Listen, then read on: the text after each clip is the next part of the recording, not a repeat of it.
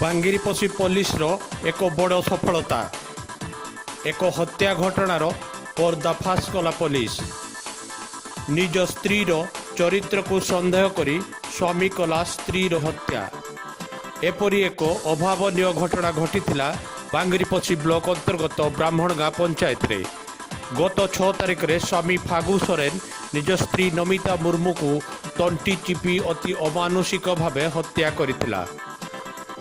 घटनार प्रकाश जे विषय थाना अंतर्गत माणिचा गाँव फागु सोरेन बांगिरीपोषी ब्लॉक अंतर्गत ब्राह्मण गाँव नमिता मुर्मू को प्राय 8 वर्ष तले विवाह करथिले। स्वामी स्त्री मध्य सृष्टि है सन्देहर वातावरण तापरे दुईक मध्य 2017 मसीह छाड़पत्र होइतिबार शुणा जाए। सही दिन ठारू नमिता तांको बाप घरे रही आसुतिले किंतु स्त्रीर चरित्र को संदेह दृष्टि देखुवा स्वामी फागु शेष में निजर स्त्री को तंटी चिपी हत्या करिथिला। प्रथमे हाथरे तापरे स्त्री पिंधिथिबा लुगा को बेकरे गुड़ाई हत्या करिथिला स्वामी। यापर बांगिरीपोषी पुलिस एक हत्या मामला रुजु करी केसटीर अनुसंधान जारी रखिथिले एवं शेष में पुलिस अक्लांत परिश्रम पर धरा पड़िथिला हत्याकारी स्वामी।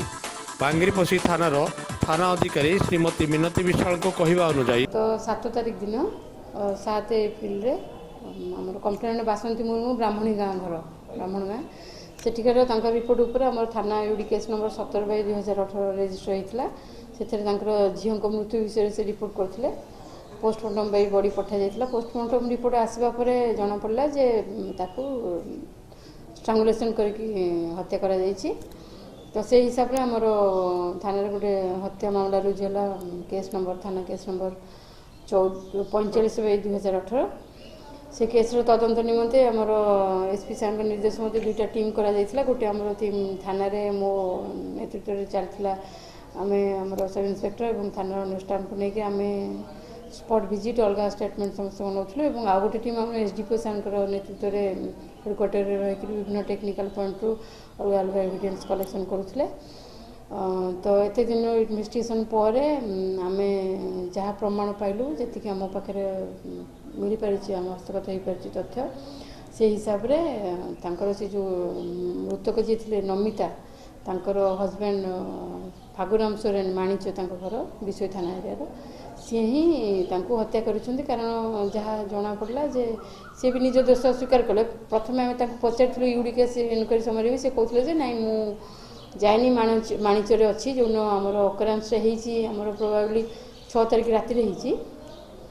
तो से आमको प्रथम स्टेटमेंट देते आम 6 तारिख घरे थी बोलिकी सी घरे थे बोली किंतु ड्यूरिंग इंटरोगेशन आम जो एगेन्स्ट सब एविडेंस पाइलु आउ थे रिएक्जामिन करूँ से से कहले जे नाई मानिले स्वीकार कले दोष नाई मु आसी बांगिरीपोषी होगी ब्राह्मण गाँ जाई तंटी चिपी आमर यहाँ जो केस आम जब पीएम रिपोर्ट पोस्टमार्टम रिपोर्ट पाइला आम देखलु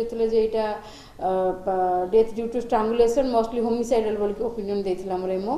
तो आमर एसडीपीओ सार भी आसले केस सुपरविजन कले एसपी सार को भी आम जनइलु निर्देश मते 2टा टीम करागला 2टा टीम करागला सेटा हमर तदंतर कथा अछि।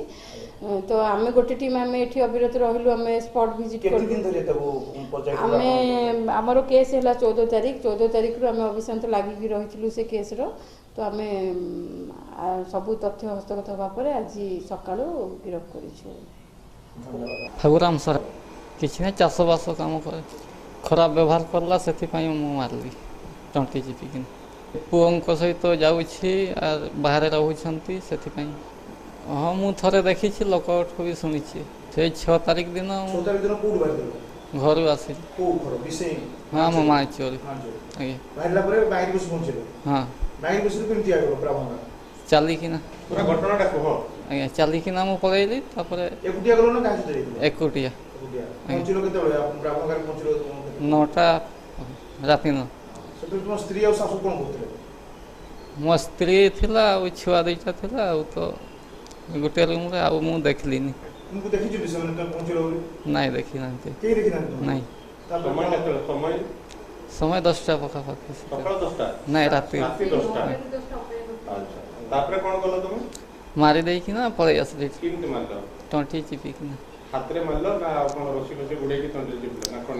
आगे हाथ मारुथली शाढ़ी पिंधि ହଁ शाढ़ी भी ତାପରେ ସିଧା ତୁମେ ଘରକୁ ପଳେଇଲ ପୁଣି ଚାଲି ଚାଲି हाँ କିଛି चल ଚାଲି ଘରକୁ ପଳେଇଲ हाँ पुलिस केस नंबर 45/18 रे 302 दफारे दोषी को विचार विभागीय हाजत को पठाई देइचंती।